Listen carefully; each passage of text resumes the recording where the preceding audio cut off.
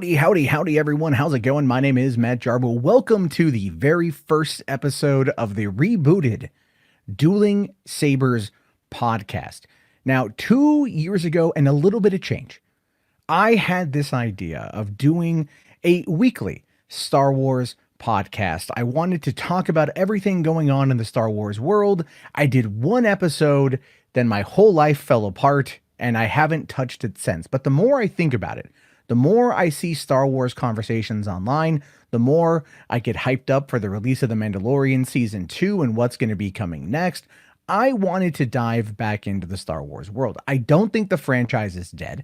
I don't think the franchise is beyond redemption. And I don't think the franchise is going anywhere. And one of the things I've often said on my channel, one of the things I've often said in general is I want to start talking about Star Wars from the positive, reframing the narrative where I can and getting you guys as excited for Star Wars as I am. So I thought, you know what? Screw it. It's a terrible rainy day here in Washington State. It is cats and dogs. You think a tsunami's coming. That's how bad it is. End of the world type stuff. And I'm thinking, you know, it'd be fun talking about Star Wars. And there's always going to be commentary surrounding it, whether it's going to be The Mandalorian Season 2, Star Wars Squadrons, Cassian Andor, whatever else comes along. I want to start breaking it down, start talking to you and getting your guys' opinions on this stuff and really getting people hyped up for what's going to be coming in just a little over a month. And so Dueling Sabers will take place when there's news. I don't want to lock into a certain schedule. I would love to do Monday to Friday, talk about what's going on. And there probably will be enough information across the board to do that. But we have to wait and see. I don't quite know yet. I don't want to promise, overpromise, underdeliver. So let's just see where this thing goes and let's just see what this thing does. And if you want to get in on the action, and I hope that you do, check out the Facebook group. I think that's the best way to keep in contact with me. I check it all the time. A lot of us are getting more active in there, and it's a good place to just keep the conversation going without getting lost in the noise of YouTube comments as well as Twitter, because Twitter, as we all know, is an absolute freaking nightmare. So why don't we just dive on in and take a look to see what's going on today. So first, I do want to touch on the big elephant in the room. This is coming in from Mikey Sutton's Geekosity. Now, for the full sake of disclosure, I happen to be friends with Mikey Sutton, so there's that. But he's talking here about the Lucas cut and other fairy tales. This is an interesting take because we've seen all of these rumors pop up. We've seen all of these people making these claims about Pedro Pascal leaving The Mandalorian. I asked this yesterday on the community tab. Do you think he quit? So many people out there said no. So many people out there believe that the rumors were fabricated. And there were a few that were believing the sources, where the material originated, particularly a woman in New York and a man in a mask. And again, take all of that with a grain of salt because that's what you have to do in these situations. But Mikey has been proving himself with a lot of people. So this is what he has to say about it.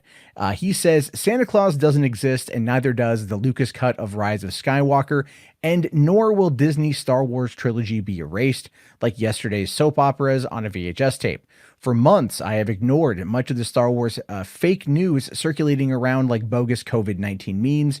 But after I debunked the non-existent Pedro Pascal set scandal, I realized there are a vast number of fans that are truly wondering what is real and what isn't about Star Wars behind the scenes. And Mikey here cannot blame them. So he kind of goes through the list here of what he believes.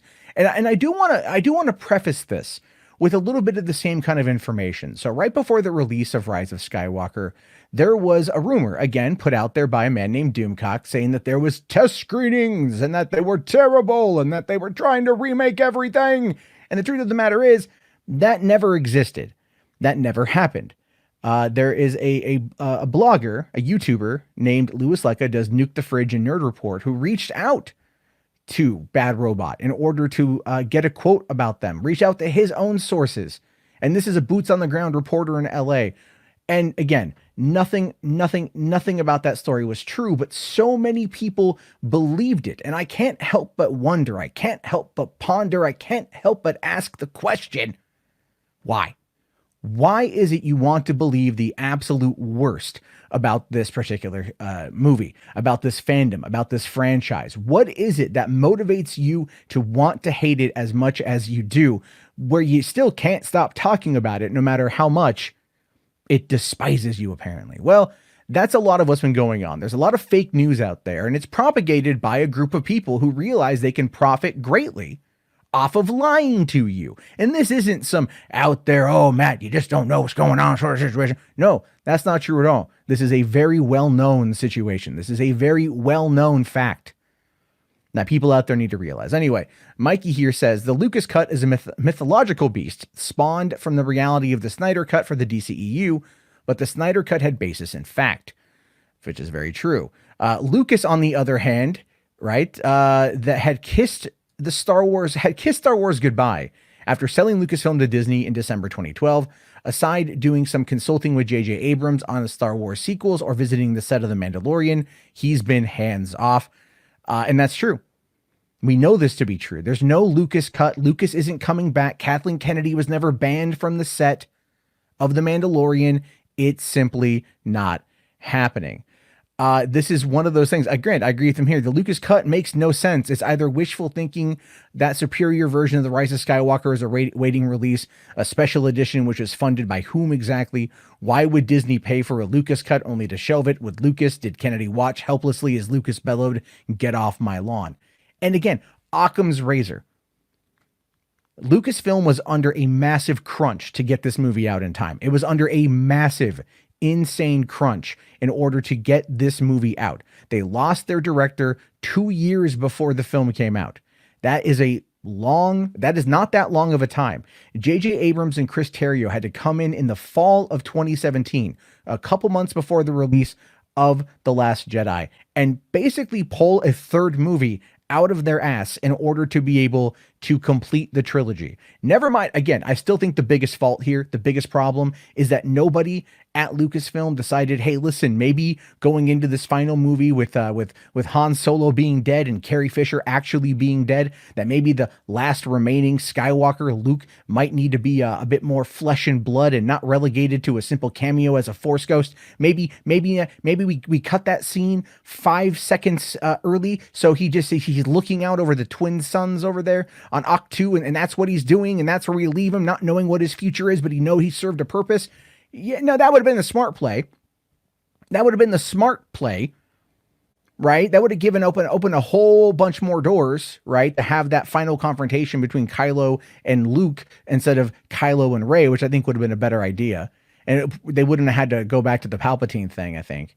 I'm not even against the Palpatine thing. I kind of dig it, but at the same time, it's like that 5 seconds could have changed everything, and they chose not to do it. So no, the Lucas cut doesn't exist. There's been so many other things here that have happened with Star Wars, that's happened with all of this, and it's just ridiculous when you start to break it down, because quite frankly, it's all BS. It's all BS. It's absolutely all 100% BS, but people believe it. They buy it. And no matter how many times people like me who pay attention, who know the industry, who look at this stuff objectively come out and go, hey guys, perhaps this is bullshit. No. You got it. You go, oh no, Doomcock was saying, no, he's never right. Stop saying it. The Reddit leaks were Jedi Paxis, not Doomcock. Again, stop believing lies. My God. That is the most frustrating thing. That's why I wanted to get that out of the way first. So the other thing that happened yesterday was that Black Mirror director has now been tasked to helm the Star Wars Rogue One spinoff series Cassian Andor. Toby Haynes will replace Tony Gilroy in the director's chair for the Disney Plus show. Now, this blew up yesterday, and everyone's like, oh my God, what's happening? Oh my God, what's going on? Oh my God, I don't understand it. What is it? More drama behind the scenes? What did Kathleen Kennedy do now? And they're rendering their torches, and they've got their pitchforks out, and they're getting ready to go. And it's nothing like that at all. Nothing like that at all. In fact, so many people out there blew this story out of proportion because it's more behind the scenes director's drama. This is what we know. Deadline is reporting that sources say that Gilroy was uncertain whether travel from his home in New York to the UK to undertake the directing duties for the show is a thing. So COVID is the reason, just so we get that out of the way. COVID is the absolute reason why Tony Gilroy is not going to be directing the first 3 episodes of Cassian Andor, because of COVID. We understand this. 200,000 people in America are dead. Many more around the world are dead. This is something that's an ongoing problem that everyone is scrambling to deal with. It makes sense. People are going to put their personal safety above jobs. But that doesn't mean that Gilroy is not still intimately involved. He's just not going to be there in that capacity. Now, Haynes here is set to direct the first 3 episodes of the show, having already reportedly been tapped for future episodes in the series. So they were already looking at this guy. He was already on the short list. Okay.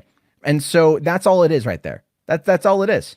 As we know, Cassian Andor will be taking place prior to the events of Rogue One. At the beginning of the Empire Rebellion, it's been described as a spy thriller. And I'm down for that. I'm really interested to see what's going to happen with that. Toby Haynes, he was on the short list for the show. He was on the short list to come on in and helm some episodes, and now he's just taken over. So they clearly have confidence in his ability to handle the show enough to where he'll be able to do the day-to-day directing duties.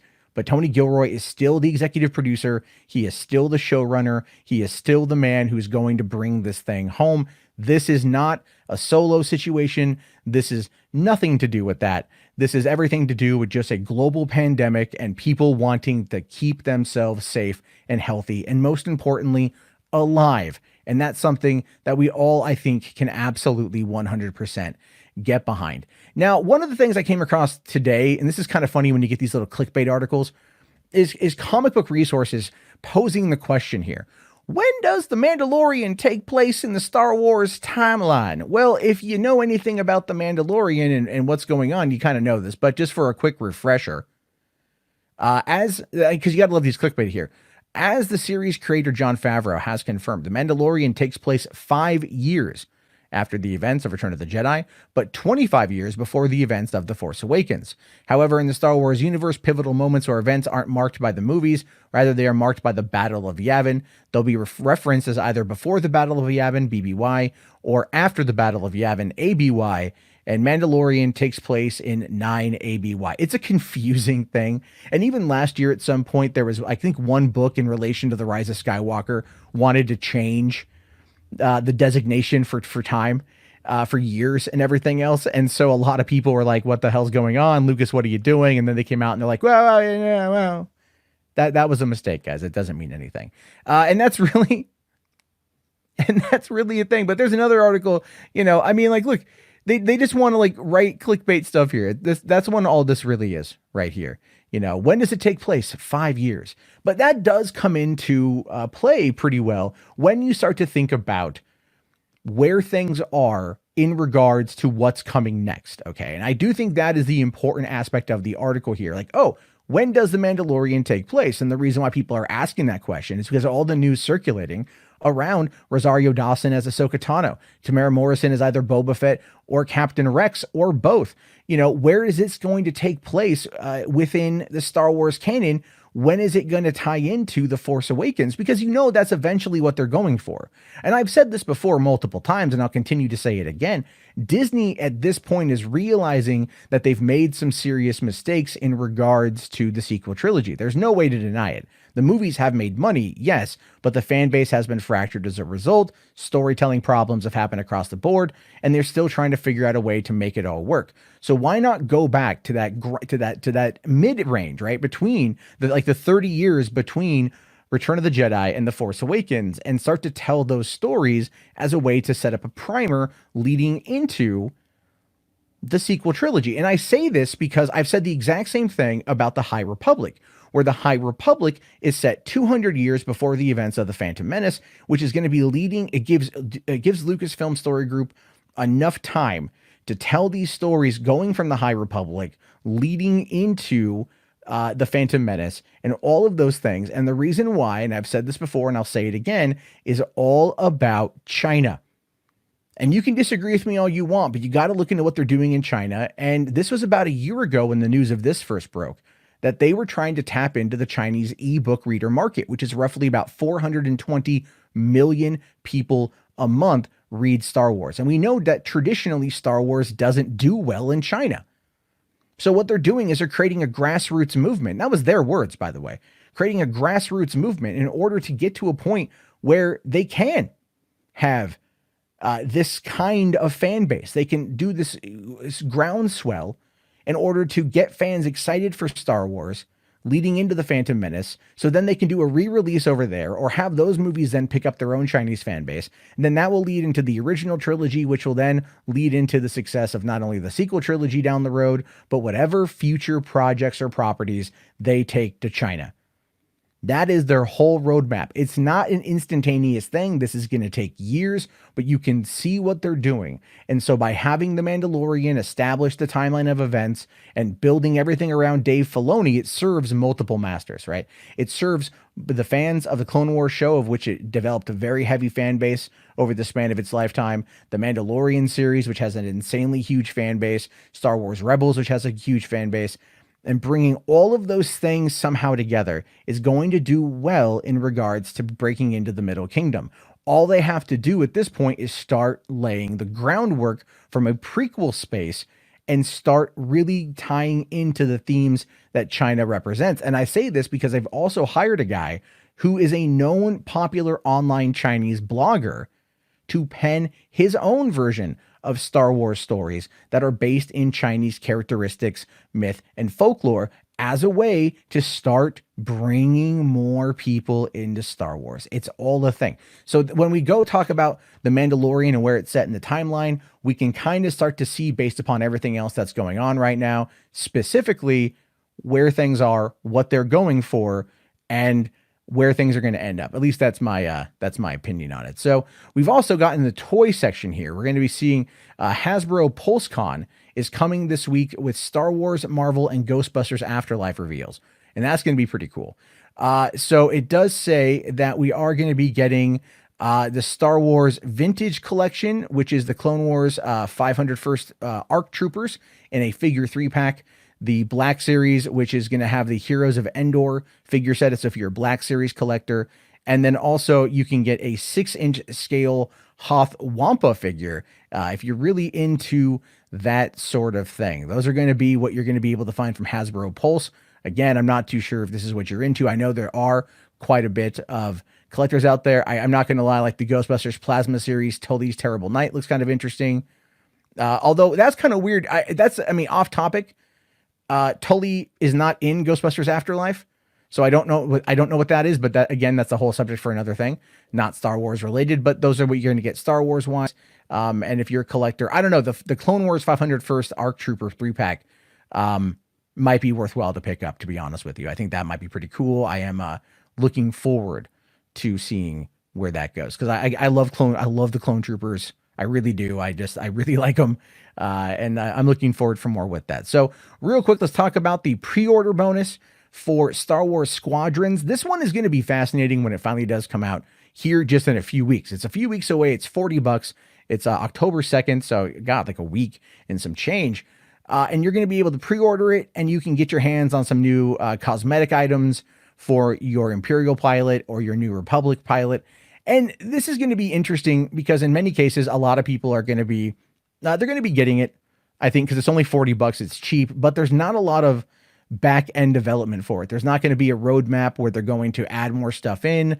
This is kind of what you get for the $40, which it makes a fair amount of sense. You know, the pilot combat, the air combat in Star Wars Battlefront 2 was a lot of fun, a lot more fun than the vehicular combat. But when you're doing the dog fights in space, that is a blast. And so I think I'm going to pick it up for that. But here's what you also get if you pre-order the game early: a New Republic recruit flight suit, which is an epic level, the Imperial Ace flight suit epic level, New Republic recruit starfighter skins rare, Imperial starfighter skins rare, New Republic recruit decal common, and Imperial Ace decal common, which I'm not a fan of the epic rare common loot, because that shows you that loot boxes are going to be a thing. Obviously they want to make money on the back end for microtransactions, for cosmetic effects, but I'd rather see, look, if they're going to do that, then give us, post-game content, give us new maps, new ships, new heroes, new things like that. If you're not going to do that, then I'm not necessarily the most interested. But you can pre-order it for $40. It's not bad. It's a worthwhile expense. I think I'm probably just going to get the game digitally and then put it on my PS4 and hopefully it transfers over to the PS5 when that comes out simply 5 weeks after this. And I have no freaking idea what's going to happen with that one. So I'll have to wait and see. So finally today, this is one that it came out from Showbiz Cheat Sheet, where they're talking about Natalie Portman, and she admits that the truth behind the prequels release, that it was a bit of a bummer. For her. And we're kind of getting a bit more of this now. I mean, Ewan McGregor has talked about this recently. Hayden Christensen, I think, has kind of like made his feelings, and we know Jake Lloyd has absolutely made his feelings known. But it's been so long that these actors are now kind of able to talk about it. And I think like we can all kind of agree at the time things were maybe not the greatest, but now with the added benefit of hindsight and growth and looking back on it, more people I think view them fondly than negatively now. Maybe that's with the backlash to the sequel trilogy. I don't know, but this is what it says. Star Wars Rise of Skywalker brought the Skywalker saga to a close with, according to some fans, one of the series' weaker installments. In fact, the sequel trilogy has left fans arguably more divided than the prequels. Natalie Portman, who played Padme Amidala in Star Wars prequel trilogy, once opened up about the movie's underwhelming reception. She said... it's definitely one of those things. Okay, so she was let down by how fans received the prequels. So leading the prequel trilogy's cast were two rising stars in the mid-90s, Ewan McGregor and Natalie Portman. McGregor had starred in Trainspotting before. Portman wowed audiences in Leon the Professional a few years earlier, which is a fantastic movie. In 2019, with Empire Online, she described her experience in dealing with the initial backlash to the prequel trilogy, saying it was hard. It was a bummer because it felt like people were so excited about new ones, and then to have people feel disappointed.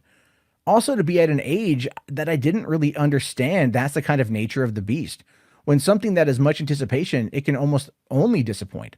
With the perspective of time, it's been reevaluated by a lot of people who actually really love them now. There's a very avid group of people who think they're the best ones now. And and those are the kids who grew up with the prequel trilogy.